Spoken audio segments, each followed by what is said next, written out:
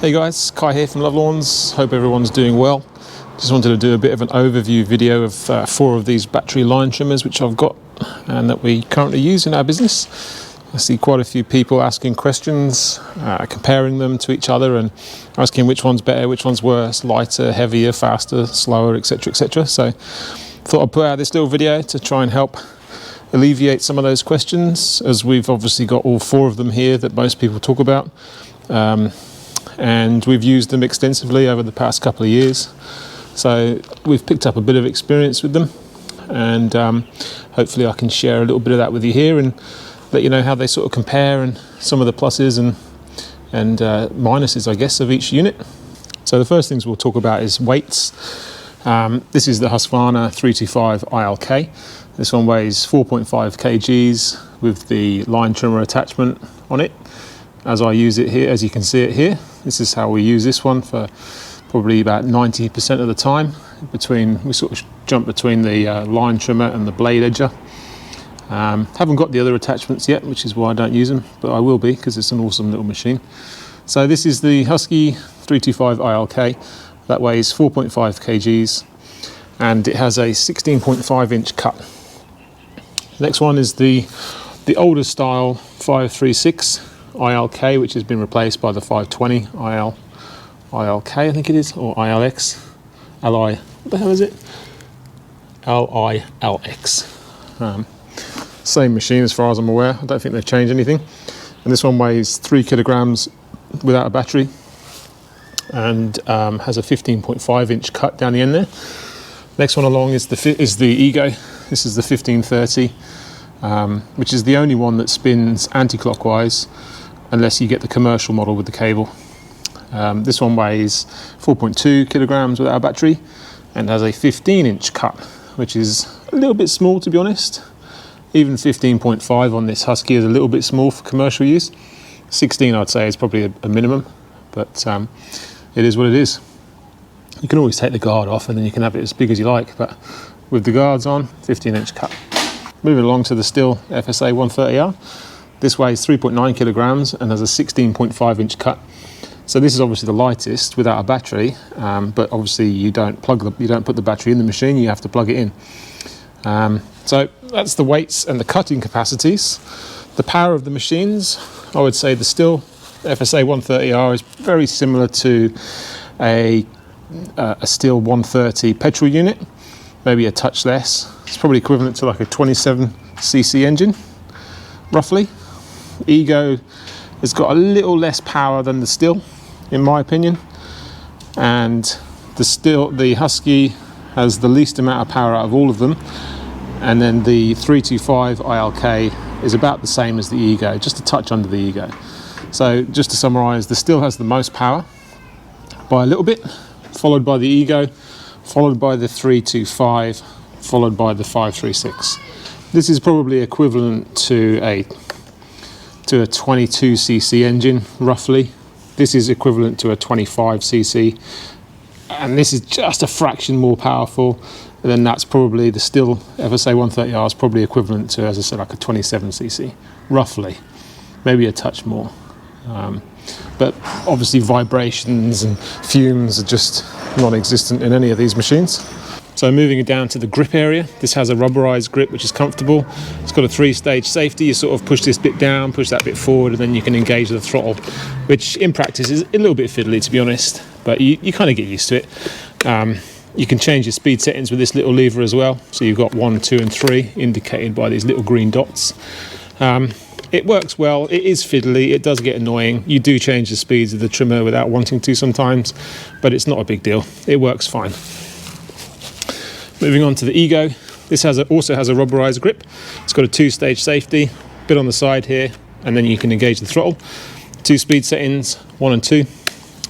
I find just leaving it in 1 most of the time is plenty powerful enough, and on this one I just leave it in number 1 most of the time. Very rarely do I go up to 2, and I never use 3. So I find that 1 is plenty powerful, plenty fast enough on both of these. So this is a comfortable grip. This works really well, nice and easy. Yeah, no complaints with it at all, really. The Husky 536 Has a 2-stage safety, as seen in thousands of other trimmers. You push this down and you can pull the throttle in. It also has a unique sort of on-off pad here, which has a reverse mode and an eco mode. So you can actually, when you start this, when you turn this on initially, it's in a clockwise spinning mode. So I always hit the reverse button, so it spins anti-clockwise, which is what I'm used to. And then you're off, you're away. I like having a dedicated on-off button, but I do wish it had, it didn't turn off quite so quick. If you turn this machine on, and then you put it down for about 30 seconds, it automatically turns off. So then you have to turn it on, press the button, and off you go again. Again, it's not a major deal at all, by any means, but it is a little bit annoying when you do it all day, every day. But the actual handle itself, no rubberized stuff on here. It's all plasticky. Probably the most uncomfortable handle. I mean, you don't notice it at all when you're using it, but it isn't rubberized like the other ones. But dedicated on-off is great. Same with the 325 ILK. This has a dedicated on-off button. It also has a rubberized grip, and it also has a 3-stage safety, but they've done this slightly differently to the Stihl one. This one, you push it forward and down, which is a very kind of natural sort of action. It doesn't require much thought or much, it's just not fiddly, you know, it's very simple. So when you're using it, you sort of push it forward and down with your hand, and you can pull the throttle in. Again, this one's got a dedicated on-off button. It's also got a speed setting, 1, 2, and 3. And you can see your battery levels on there as well. This one I generally run in speed 1. Actually, I run this one in speed 2 most of the time. And very rarely do I go up to speed 3. This one I always run in as fast as I can go. I don't use the eco mode ever. So this one is a very comfortable rubberized grip. No complaints whatsoever. Probably my favourite out of all of them. There'll be a bit of a theme running through this video. In fact, this is my favourite trimmer out of all of them by a considerable amount. It's just really well made, very well thought out. Love it. So batteries, coming back down this way, I sort of forgot to talk about the batteries. These two obviously take the same batteries, the BLI 200s or the BLI 300s, with the BLI 200 being a 4.2 amp hour and the BLI 300s being a 9.4, I think. I just run the 9.4 in the trimmers and the blower, and the 5.2s in all the other units, all the hedges and pole saws and stuff. So these batteries just slide in from the side and clip in. Very simple design, although I must say I have actually cracked a couple of these batteries, these bits, and they're a bit fiddly to get in and out now. I don't think these are the most robust designs on these batteries, to be honest. I know you can change them if they break, but I think they could be done, personally, I think they could be done a little bit better. But the actual batteries themselves are brilliant. But I think, you know, comparing them to the Ego batteries, you could definitely do something a little bit more rubberized on these batteries, just to give them slightly more protection when you drop them. Inevitably, you're going to drop them. So, you know, this, as you can, I don't know if you can see the crack in this one here. And as I say, this is a bit iffy. You know, I've dropped this a couple of times, and if it just had a bit of rubber around it, like the Ego batteries, it would be far more durable, I reckon. But I much prefer this battery over the Ego battery in terms of size and weight. It's about half the weight for the equivalent amp hours, which is crazy, really. So this 9.4 amp hour battery is smaller and less weighty than the 5 amp hour Ego battery. So anyway, again, just slides in from the side here, easy peasy, clips in, no dramas. The Ego battery just slides in from the back here, just clips in nice and easy. On this Stihl one, you have the battery pack, so you have to plug a cable into here and carry the battery, which is the main reason that this hasn't become my go-to trimmer, because I love the trimmer. It's great, the weight's brilliant, balance is great, power's awesome, switch is a bit fiddly, but the main thing for this particular model is that I have to carry the battery, and it's just clumsy, it's annoying, picking it up, putting it down, plugging it in, plugging it out, the wire gets caught on things. I mean, it's a great unit, but I really wish Stihl had designed it to give you the option, so you can either carry a battery in it if you just want that ease of use like the Husky have done, or you can plug it in for the runtime, plug a backpack in for the run times. Forcing you to use a cable is in my opinion, are pretty, it's just, I think it's a bit of an oversight from Stihl, because not everyone wants to just plug in all the time and carry a battery, particularly in warmer climates. You know, in the summer here, it's like you just don't want to be carrying a battery. It's like a radiator. So yeah, moving down to the D handles. This one is off a 525. The LST, which is a rubberized D handle, which I much prefer.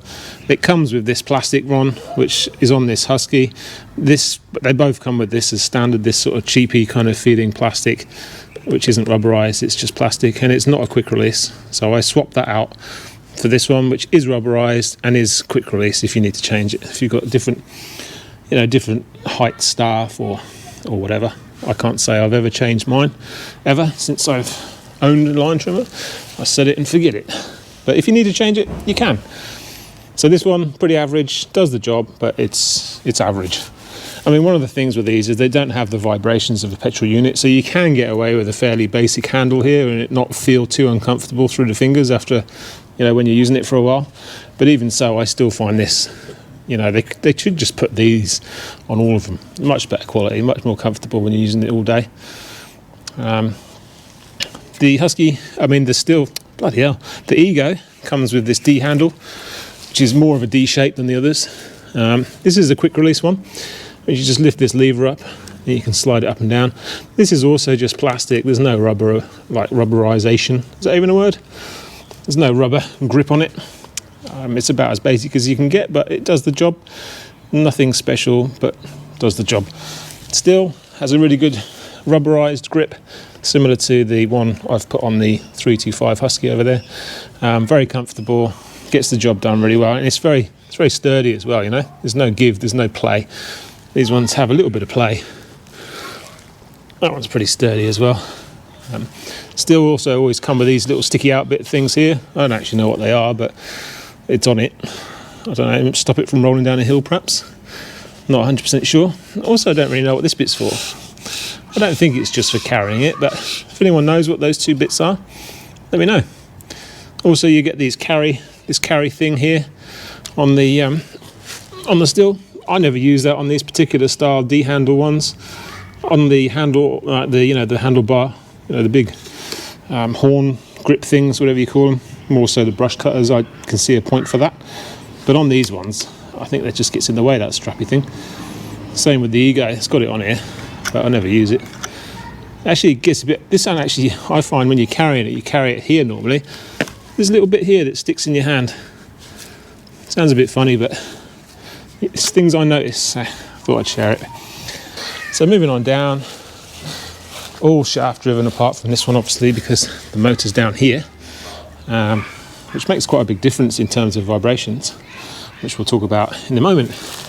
So the guards, let's briefly talk about the guards before this video gets too long. The one that the Husky comes with, the 325, is very good, and it's the same guard that comes on the 525 LST and their kind of commercial line trimmers. Works great, no dramas. The guard on the 536 is also fine. Makes a bit of a racket when you extend the line for some reason, but apart from that, it does work fine. Felt no need to change it. The guard that comes on the Ego, however, is pretty large. As you can see, I've actually ended up cutting mine more or less in half to allow me to see what I'm actually doing when I'm vertically edging and stuff. Otherwise, you can't see a thing. And I don't like to take the guards off altogether. Some guys take them off altogether, but I actually quite like having some kind of guard on there. Just the way I do my edging and stuff, I do get flicked in the face a bit. So I generally tend to keep them on, but I have had to cut this one down a little bit. And also the guard that comes on the Stihl FSA130R is also huge. I don't know why they've put such a massive guard on there, but I've swapped it out for this more traditional style one that you find on their petrol units and standard line trimmers. So this is actually one off the FS130R, their petrol trimmer. But look at that, little bit of line got stuck in there. Interesting. So so guard that comes with this is huge, and I wouldn't keep that on there ever. I mean, it's like an umbrella, so just change that. Unless you're using the blade. If you're using the blade on this as a brush cutter kind of style, then I would keep the bigger guard on for sure. But with a normal like line head, string head, I wouldn't keep that guard on. So moving down to the actual heads. On the 325, the Husqvarna, it comes with the MT35, I think it is. I don't actually like the Husky heads very much. I find that they're too deep, and the little sort of bump feed button on the bottom's too thick. So you don't get a very good surface area on the bottom there. You get a very thin, and it makes it quite sort of wobbly.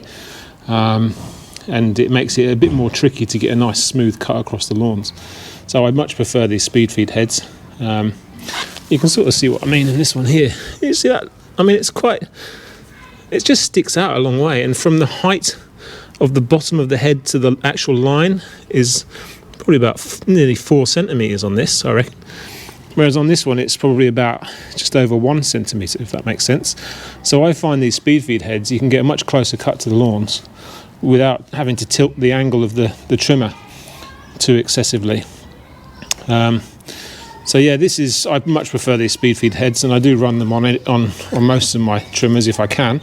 So I've swapped this one out for this 450 size speed feed head, and I love it. Works perfectly. It's beautiful. I don't use this trimmer anymore, so I've actually ended up putting this head on that it come with, because I'm probably going to sell it. I might keep it as a backup, but I don't use it. Once I've got this I find this much better than this one personally. More power. Obviously has the advantage of being able to change the heads, the attachments, and I prefer the motor up that end and not down this end. This one has the motor here, and you can only put a smaller head on.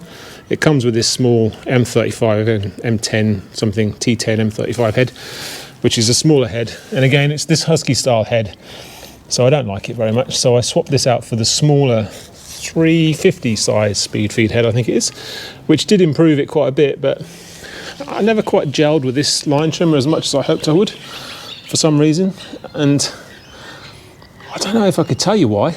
It was a combination of things, I think. This smaller motor down here means you can only hold a smaller head, which means you can only put smaller amounts of line in.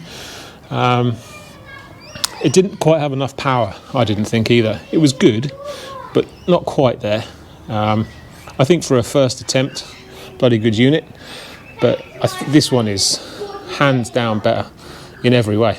So I think if they bring out an actual commercial classified version of this, or like a version 2 of this with the motor up that end as a dedicated line trimmer, I think that'll be amazing. But quite frankly, I love this thing. It's great. They've solved all the problems I had with this one, they've solved with this one. So yeah, so motor down this end, not so keen on that, prefer it up the other end. And that was the same with the Stihl FSA130R as well, although that had a bigger motor at this end and it was very heavy, very unbalanced, and again not particularly powerful. So I think that having a slightly heavier or slightly more powerful motor up that end makes it feel similar to a petrol engine as well, to a petrol trimmer, which is what I'm used to and what I prefer weight-wise, ergonomics, balance and stuff. So the head that comes on the Ego is a speed feed style head as well. Again, this one sits a little bit higher, the line sits a bit higher off the surface, so you have to angle it slightly differently to get a nice smooth cut, but it works fine, loads great, holds a lot of line, no complaints with this head, it's fine.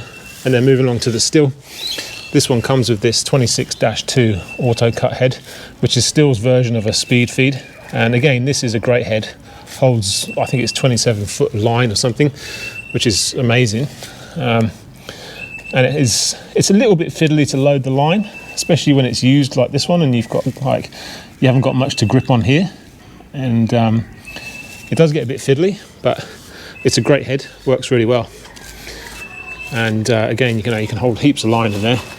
It's got a nice size cut, and it's not too high off the ground, and you've got quite a big surface area, so it's kind of similar to the speed feed.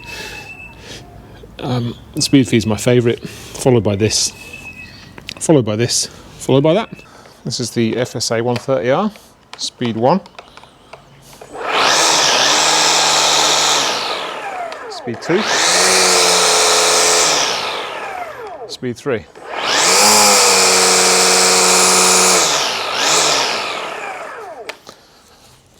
We'll fire up the Ego. Bearing in mind, whatever string you've got in there makes a difference to how loud it sounds, and loudness doesn't equate to power. But this is the Ego in speed 1.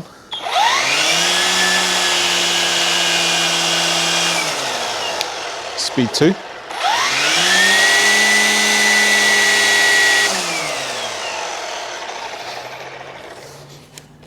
This is the Husqvarna 325 in speed 1. Speed 2. And speed 3.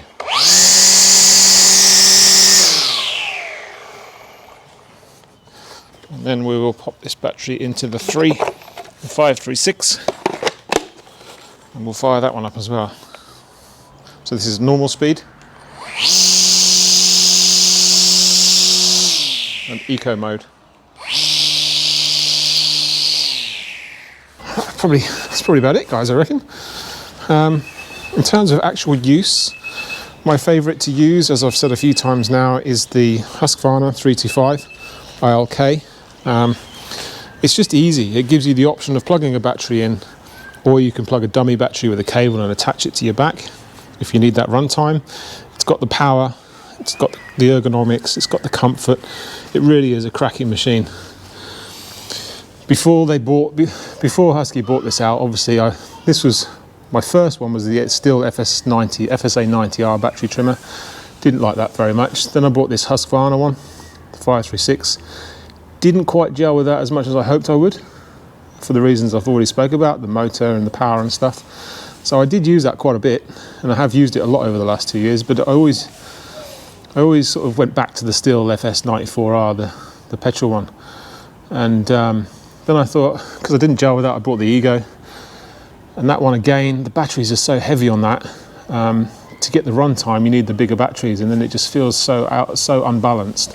It's a good unit with plenty of power, and it's built really well, but I personally find the batteries are a bit too heavy. I mean, the 5 amp hour is your bare minimum, and that gives you about 40 minutes of runtime, roughly, which is okay. But for some reason, and it's got a variable speed motor as well, which I don't like. You know, when you pull the trigger in full throttle, it gives you full throttle, but then it adjusts it slightly if the grass is thicker or you know, which is a feature in some people's eyes, but in my eyes, I want full control over the throttle. So again, didn't quite gel with the Ego as much as I hoped I would. So I bought the Stihl FSA130R, and that's amazing. It's a really good trimmer. I just don't like the battery. I don't like the cable. It's annoying. So that rules that one out as well. So I was kind of back to using this 536 and my petrol Stihl, or the 525 petrol from Husky. And then Husky came out with this one, and this has been my go-to now ever since. I don't use any of those other three. I just use this one for all my regular maintenance stuff. Occasionally I'll bring out the petrol unit now for some thicker, crappier grass that I just don't want to put this through. Not because it can't handle it, just because, you know, you sort of look after your favourite tools a bit more, don't you, for some reason. But yeah, this is my go-to. Absolutely love it. And you know, the others are great too, but personally, this is awesome. I haven't tried the Husky. Have got a commercial handlebar style one as well, which looks really good, but I don't use those handlebar style trimmers that much, to be honest. So I'd like to have a go at it, but at the moment I haven't got a use for it really. So anyway, that's enough of me rambling on about line trimmers.